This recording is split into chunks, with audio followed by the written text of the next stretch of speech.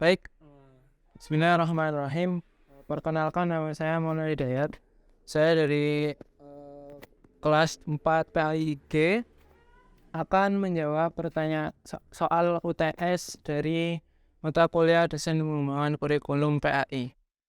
Sebagai calon guru pendidikan agama Islam atau PAI, mata kuliah Desain Pengembangan Kurikulum PAI memiliki urgensi yang sangat penting menurut saya untuk menjadi seorang guru yang berkualitas dan memberikan pembelajaran yang efektif dan efisien. Jadi penjelasan urgensi dalam mata kuliah tersebut menurut saya itu ada dua. Yang pertama secara teoritis, yang kedua secara praktis. Yang pertama ada urgensi secara teoritis. Mata kuliah Desain Pengembangan Kurikulum PAI itu sangat penting karena yang pertama itu menyediakan dasar pemahaman seseorang mengenai PAI sebagai pembelajaran di sekolah, termasuk tujuan, nilai-nilai, kompetensi yang harus dikuasai oleh siswa. Yang kedua yaitu memperkenalkan konsep-konsep penting dalam desain pembelajaran kurikulum PAI, seperti pembelajaran, seperti penilaian, dan juga pemilihan materi. Yang ketiga itu memperkenalkan pendekatan-pendekatan pembelajaran yang dapat digunakan ke dalam pembelajaran PAI itu sendiri, seperti pendekatan konstruktivisme dan lain-lain. Kemudian urgensi secara praktis. Dalam perspektif praktis, mata kuliah Desain Pengembangan Kurikulum PAI itu sangat penting karena yang pertama dapat membekali saya dengan keterampilan untuk merancang dan menggunakan penilaian yang tepat dalam pembelajaran PAI.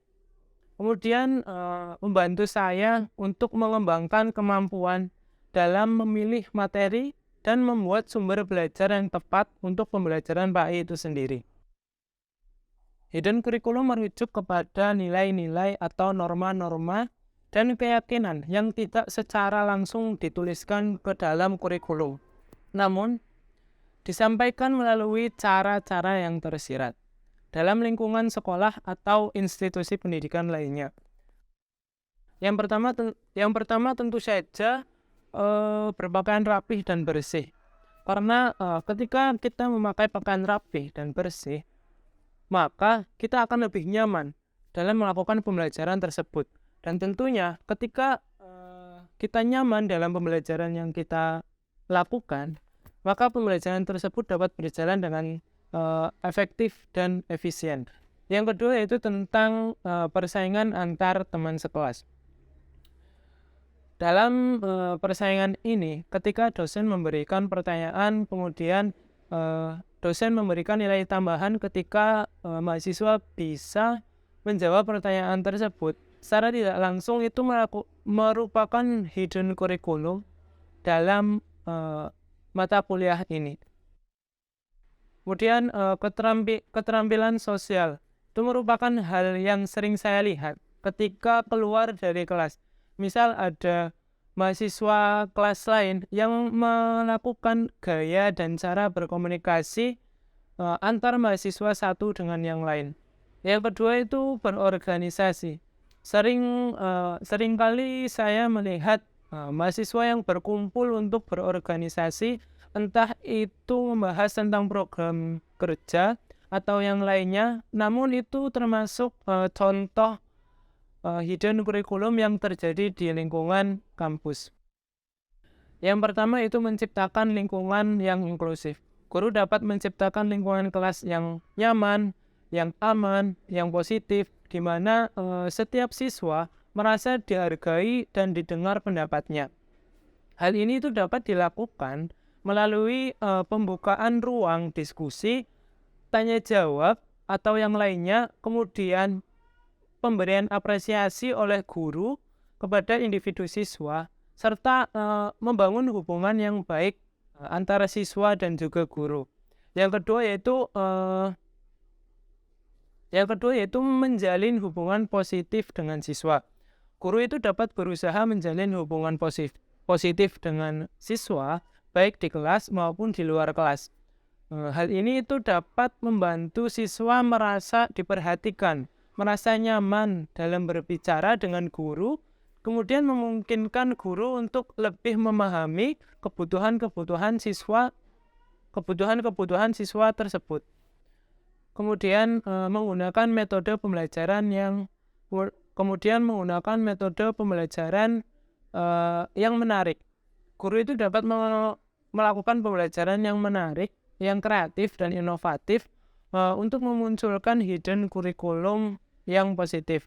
Nah, hal ini dapat dilakukan dengan menciptakan pembelajaran yang menyenangkan dan menarik tentunya, seperti pembelajaran berbasis permainan. Yang pertama jelas, identifikasi tujuan pembelajaran. Yaitu tentukan tujuan pembelajaran yang ingin dicapai melalui penggunaan model social function kurikulum. Nah, tujuan tersebut itu harus jelas dan juga terstruktur sehingga nantinya itu dapat dievaluasi. Yang kedua yaitu identifikasi konteks sosial. Kenali konteks sosial tempat siswa berada, baik itu di masyarakat, di keluarga, ataupun di sekolahan. Identifikasi masalah sosial yang terkait dengan kehidupan siswa dan juga lingkungannya. Yang ketiga yaitu identifikasi topik pembelajaran. Pilihlah topik pembelajaran yang relevan dengan konteks sosial siswa tersebut. Topik pembelajaran yang dipilih itu harus dapat memberikan pemahaman tentang nilai-nilai Islam yang mendorong siswa untuk berpartisipasi dalam solusi masalah sosial. Kemudian yang selanjutnya yaitu mendorong refleksi. Berikan kesempatan kepada siswa untuk merenungkan dan merespon kegiatan pembelajaran dan proyek sosial tersebut. Mendorong refleksi dapat membantu siswa untuk memperkuat pemahaman dan meningkatkan pemahaman tentang nilai-nilai Islam, kemudian memberikan inspirasi untuk tindakan yang lebih baik di masa depan. Yang terakhir tentu saja evaluasi pembelajaran.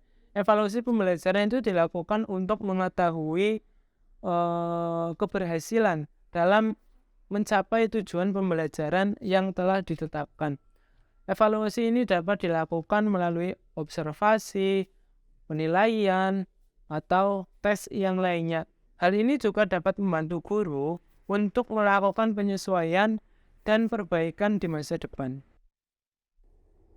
Salah satu desain pembelajaran yang dapat digunakan dalam pembelajaran PAI adalah model pembelajaran kooperatif tipe STAD atau Student Team Achievement Division, atau lebih gampangnya itu adalah kelompok belajar siswa. Dalam model ini, siswa itu dikelompokkan ke dalam tim kecil dan juga saling membantu antara satu individu dengan individu yang lain dalam mencapai tujuan pembelajaran. Nah, pengaplikasian dari model pembelajaran kooperatif tipe STAD ini dalam pembelajaran PAI itu sebagai berikut. Yang pertama, tentu pembentukan tim. Nah, yang kedua itu menentukan tujuan pembelajaran. Yang ketiga, yaitu pengajaran awal. Yang keempat yaitu belajar dalam tim. Yang kelima yaitu penilaian individu oleh guru atau pembimbing.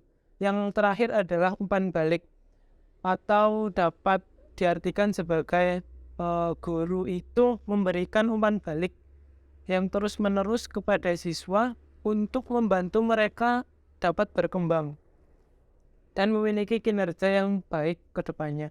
Model pembelajaran kooperatif tipe STAD ini dalam pembelajaran PAI itu membantu siswa dalam mengembangkan pola berpikir mereka, mengembangkan kemampuan mereka, mengembangkan kemampuan tentang berinteraksi antara individu satu dan individu yang lain. Kemudian meningkatkan motivasi belajar serta memperoleh pemahaman yang lebih tentang materi pembelajaran yang sedang dibahas. Model ini juga dapat membantu siswa mengembangkan sikap menghargai dan toleransi terhadap perbedaan keyakinan yang ada pada satu kelompok tersebut. Terima kasih.